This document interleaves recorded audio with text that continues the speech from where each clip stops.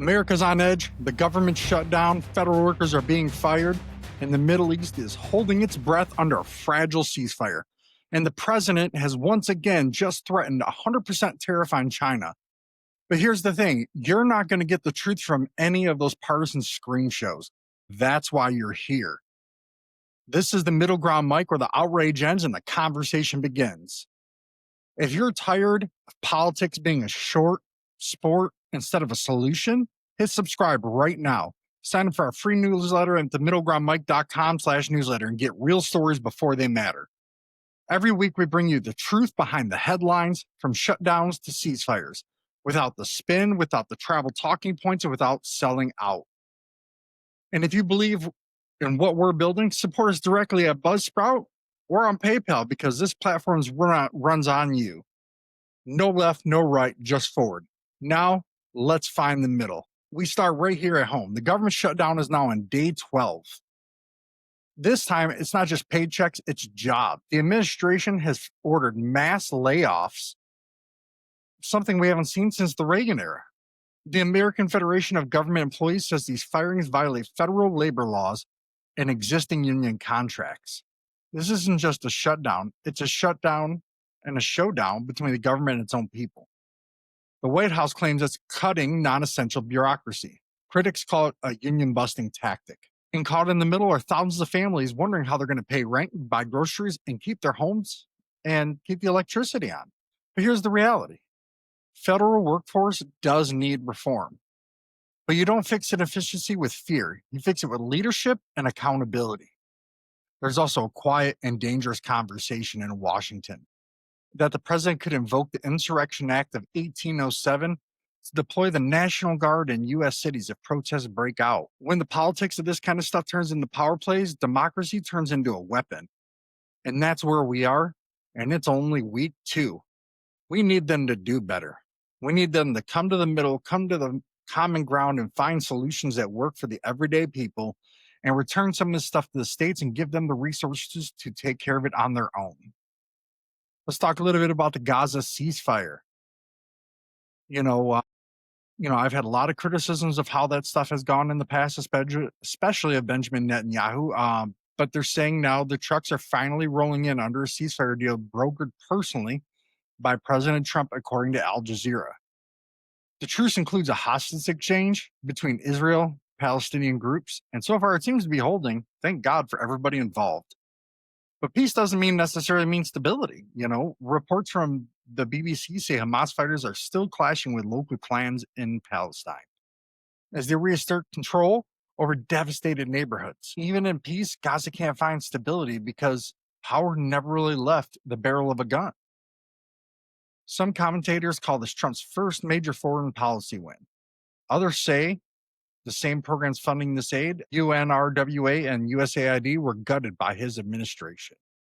So what's the middle ground?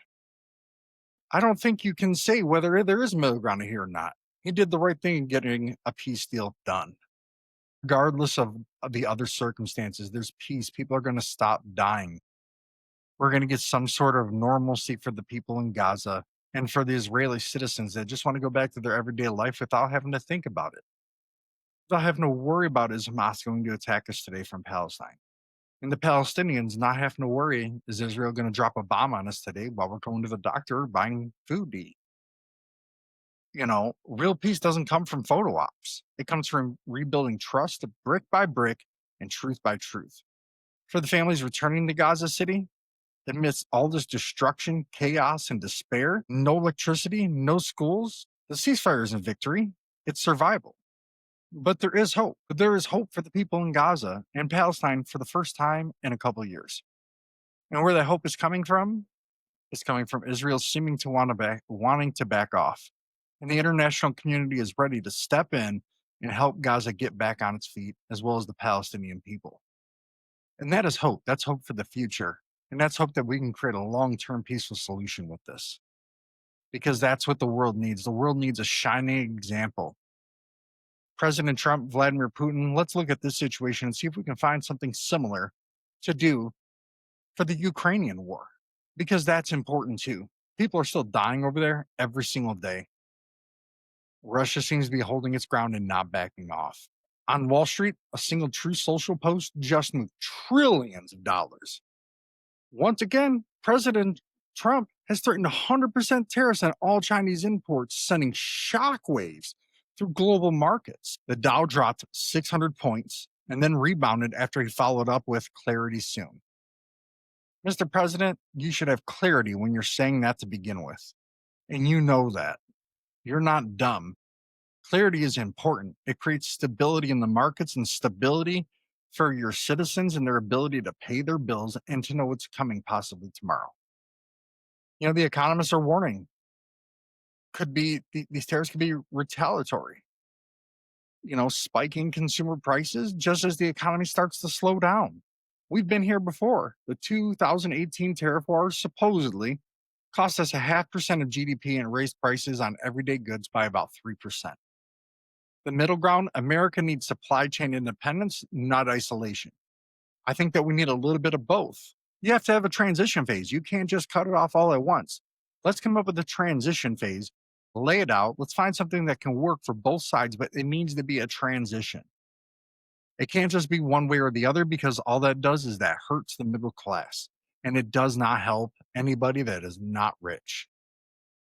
It's not a zero-sum game. It's a leadership test. You can protect jobs and preserve stability, approaching it with some common sense. We still need certain things from China and from other Asian countries while we transition to having more manufacturing at home.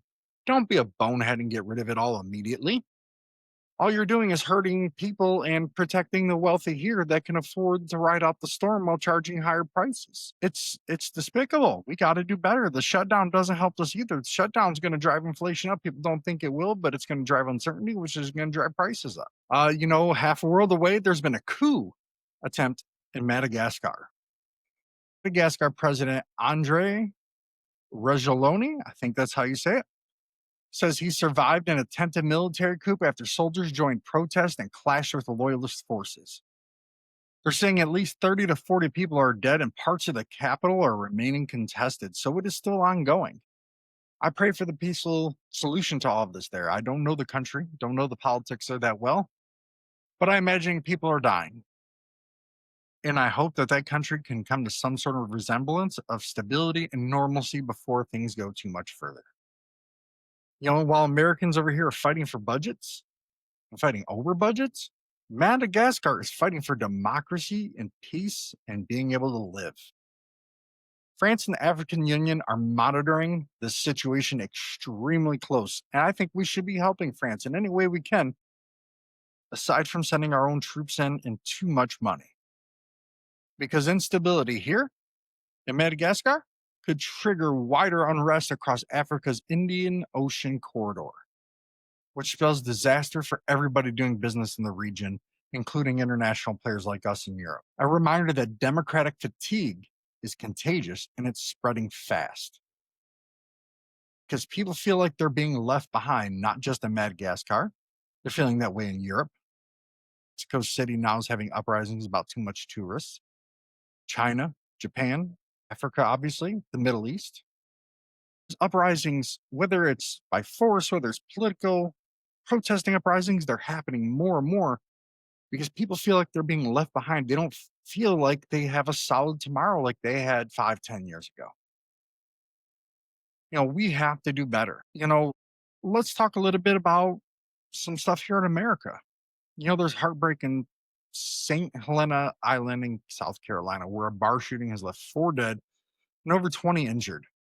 Police say multiple shooters opened fire after an argument, a scene that's become tragically familiar in America. Alcohol and weapons do not belong in a public place like that. I'm not saying take away Second Amendment rights, not one bit. But we have to hold ourselves and our fellow citizens more accountable. If you know a friend that is drinking, that sometimes may do stupid things, and they have a gun, you should try your best to get them away from it. Or get that gun away from them, I should say, because you could be saving someone's life, including theirs and your own, and possibly a random bystander. We have to do better. We have to do better with gun rules. And I think not just necessarily the rules, I misspoke there. with holding one another accountable, because in a lot of these situations, people know that these people have weapons. They know that something's been planned to a degree. Someone does. Step up, stop being afraid, be true to yourself, push the issue, stop accepting people shooting innocent people, especially over an argument. Shooting someone over a simple argument is shooting an innocent. I'm sorry, it just is. You know, in Asia, a little bit of tension again. In India and Pakistan on the border, Pakistan has claiming to have captured Afghan mannered border posts. Though Afghanistan seems to deny it, these flashpoints may seem unrelated, but they're not. They're all signs of a planet and a world community that's on edge, where even the small sparks can cause global fires, I should say, among us politically and socially. JD Vance had a crazy interview recently. Check it out. I don't want to spoil it for you. We've talked a lot about, the tariffs with China before. I still feel like we're playing too much back and forth, loose with it. We need to go to China and we need to say it's a foreign, like Kevin O'Leary said. I'll still call it the Kevin O'Leary effect, and I'll keep saying it repeatedly. And I will not stop saying, well, we need to go the Kevin O'Leary method. Slap a 400% immediately on China. Everything coming out of China, even if it's someone looking at the screen. That's far joking, but that's where we need to go. Make Xi Jinping come to the table. Make him come to Washington. If we're going to go that route, go all the way. Make sure that we win. Because all it's doing right now with this back and forth, it's dragging it out for years and years and raising prices even more. And it's not helping the American people. We need to come to a resolution on this. In a week like this, shutdowns, ceasefires, coups, it's easy to feel like everything's coming apart. But here's the truth. Division is profitable. Fear sells fast and nuance doesn't trend. But that's why the middle ground mic exists. To question both sides, to dig into facts, and to remind America that truth doesn't need a team. In the middle, we don't escape the chaos, we face it together. If you want real analysis, not algorithm-fed outrage, stay with us. Subscribe now at themiddlegroundmic.com. Sign up for our newsletter on the website. And go to our Buzzsprout link. Support the podcast, donate, do what you can so we can go further and we can push this even faster. Because this isn't about clicks, it's about clarity. This isn't about outrage, it's about understanding. No left, no right, just forward. This is the Middle Ground Mic, America's conversation, covering the world redefined.